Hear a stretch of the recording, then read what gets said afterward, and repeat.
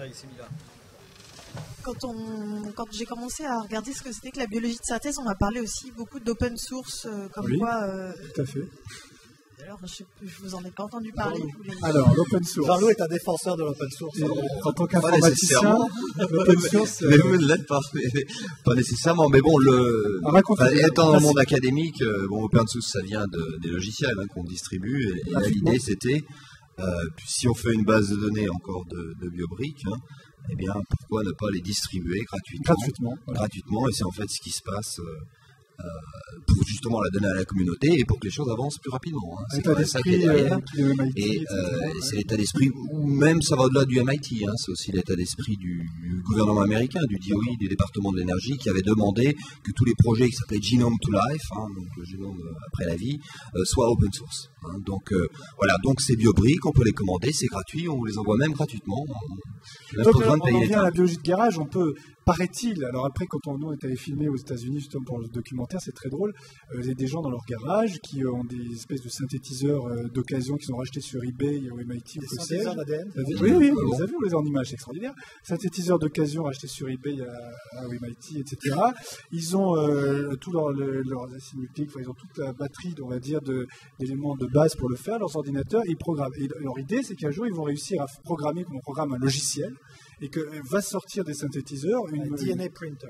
Voilà, c'est ma fameuse imprimante à jet d'encre, c'est que va finir par vous faire avec les 4 bases, c'est les 4 couleurs, ça devient les 4 bases de l'ADN, la TCG va finir par vous faire une molécule. Et il y a des gens qui pensent qu'ils vont pouvoir faire ça dans leur garage, c'est la biologie de garage. Et pour l'instant, ils en sont, alors au Moyen-Âge, même à l'Antiquité, voire bien avant, ils en sont à comprendre dans la salive comment on isole l'ADN. Ils bricolent. C'est du bricolage de garage pour l'instant. Mais l'ambition, c'est ça. Et l'open source doit permettre à ces gens de pouvoir se procurer des kits, dont les biobriques, pour pouvoir fabriquer eux-mêmes quelque chose qui ressemble à la biologie de synthèse. Voilà pour résumer l'esprit qu'on voit là-bas aujourd'hui. C'est peut-être un petit peu ce qui se passe. On aurait mieux qu'il le fasse après l'open source. Ça sera moins grave en termes de dissémination. Mais l'idée des biobriques, c'était quand même c'était pour la compétition IGEM. IGEM, on peut en parler. Qui est officielle, c'est pas de la biologie de garage. C'est, tout à fait. En fait, c'est une compétition qui a lieu tous les ans, qui est ouverte aux étudiants de toutes les universités du monde. Tous les pays. Les étudiants sont encadrés, c'est pas fait secrètement dans le garage. Et il y a eu d'ailleurs plusieurs équipes françaises, des gens d'ici, d'Evry ont participé et ont même gagné, je pense que c'est en 2007, je crois, notamment François Képès et des gens aussi du laboratoire d'informatique qui étaient dans les équipes IGEM. Alors, derrière IGEM, ce qui se passe, c'est que les étudiants conçoivent un projet. On leur donne quand même, à l'origine, ils ont tous la même chose. Ils ont accès aux biobriques. Voilà.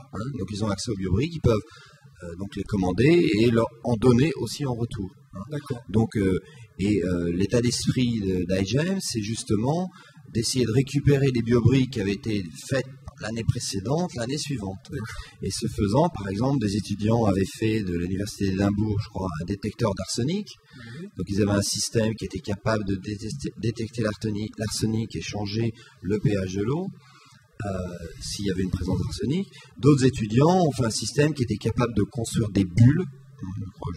Je ne connais pas les détails, donc à l'intérieur des bactéries.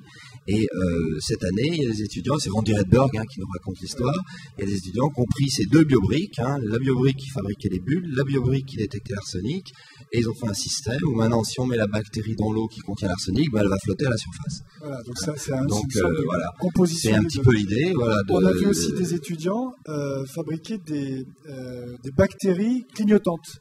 En fonction du milieu dans lequel on les mettait, elles étaient de couleurs différentes. Alors pour Noël, c'est super sympa. Oui, ça c'est ceux qui ont gagné l'année dernière. Voilà, c'est pour ça. Alors on les change la pigmentation de colis. Voilà, dans un milieu elles sont en rouge, dans l'autre elles sont bleues. Des fois elles passent du rouge au bleu. C'est rigolo, mais tout ça c'est difficile des démonstrations. Voilà, c'est des démonstrations de prouesse. Ouais, c'est on peut le faire. Oui. Can do it. C'est fait par des étudiants en plus. C'est pas nous. D'ailleurs, on a donc un master ici à l'université d'Evry, un master en biologie synthétique et systémique, et l'ETP de notre master, c'était ça, c'est la pigmentation. L'effet qu'on a mis en place, la pigmentation des Escherichia coli. D'accord. En reprenant d'ailleurs les biobriques du MIT. Donc, bon, aussi, c'est pas. Il y a des problèmes aussi avec les biobriques. C'est gratuit, mais ça fonctionne pas tout le temps. Hein. On est amené à reséquencer tout ça. Il faut que ce soit bien intégré, que ce soit bien programmé. Quoi. Les gens qui c'est gratuit. Oui, mais c'est gratuit. On peut bricoler.